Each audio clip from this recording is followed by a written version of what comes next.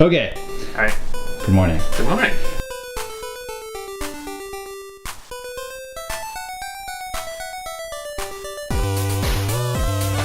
Greetings, everyone. I'm Kurt. Thanks for tuning in. Thanks for coming back. Currently, I live in Rochester, New York. It's upstate New York. In case, any time I mention that I'm from Rochester, everyone always just immediately assumes you're from New York City. If you say anything in front of New York, they just assume you're from New York City. I'm sorry, I'm not from New York City. In fact, New York City is about 6 hours away from where I am. Anyways, just Rochester. Most notably known for Kodak, Bosch and Lomb, and the culinary monstrosity that is the garbage plate. It is a flawlessly imperfect mess of food. But aside from those big things, kind of on the back burner, kind of behind the scenes right now, we have a really strong game development industry happening here in Rochester. So not only do we have RIT, the Rochester Institute of Technology, which is, I think, ranked either number 1 or number 2.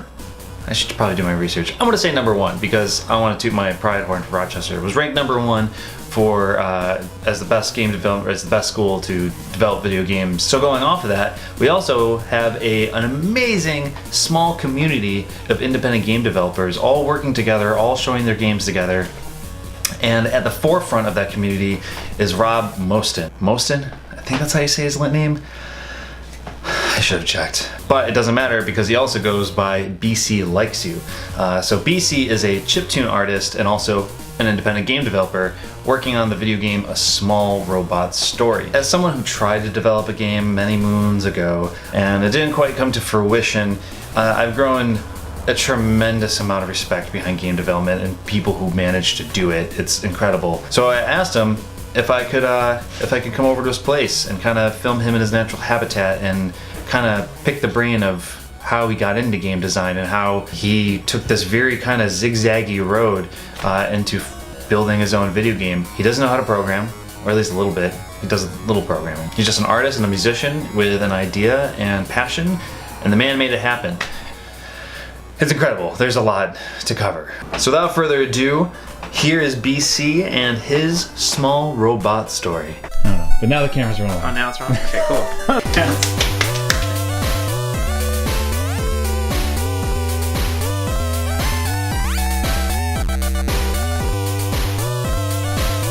I'm still so concerned about this for some reason. Fuck it. How are you? Doing good. How's your morning?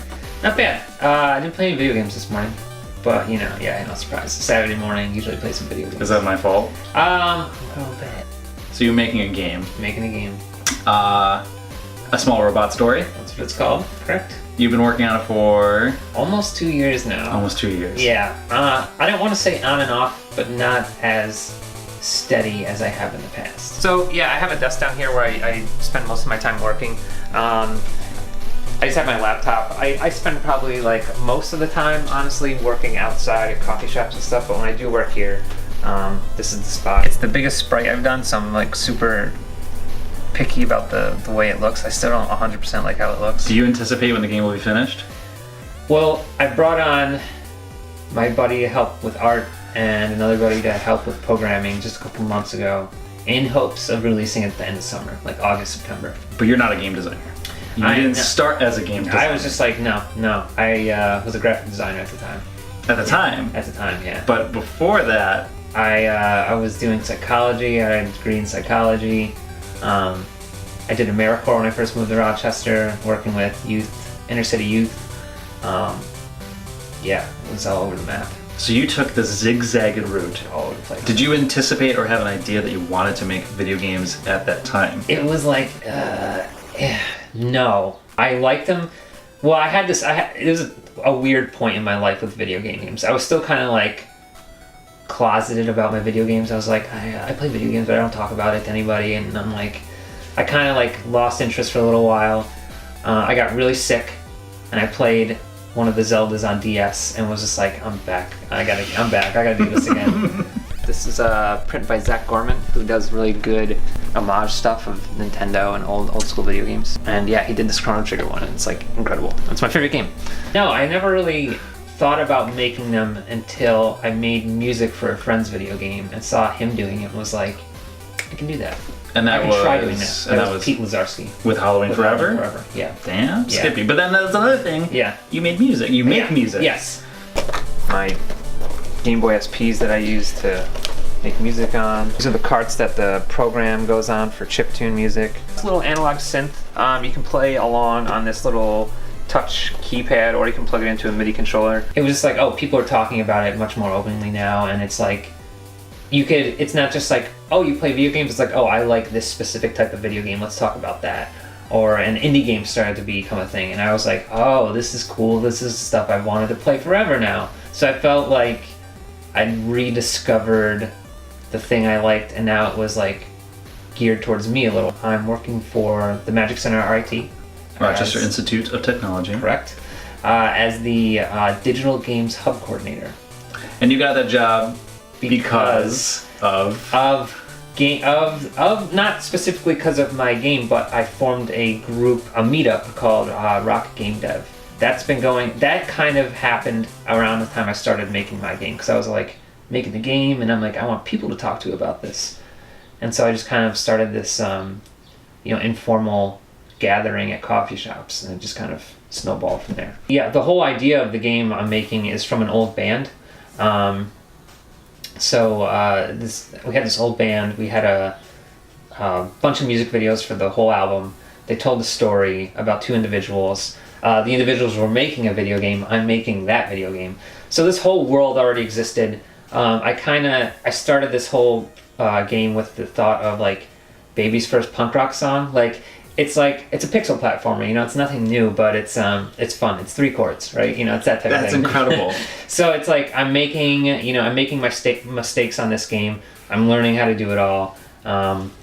That I'm learning the process, and then like I've had like a dream idea project, and that's gonna hopefully come next. Like that's like the thing where it's like completely me. Everything. So this first is just your punk album. Yeah. This is your punk rock song. Exactly. So you're a guy who started out knowing nothing. Right. Yeah. So who and like what would be your advice to those who like don't know come from a background who know nothing about programming or making a game? Like where do you start? The big thing is everyone has an idea, right? Like everyone's like, oh, I want to make this game that's like Terraria but co-op and multiplayer, and you go to space, and I'll have it done in 2 months. And it's like, pump the brakes, dude. Like listen, like make Frogger, like just make Frogger, make Tic-Tac-Toe. Make those stupid, silly little games, because you learn all that. What you learn making those is what you can apply to like your bigger games, and what you gotta grow into those games. All right, I've made music, I've made poster designs and stuff, but making a game takes so long. It's so long.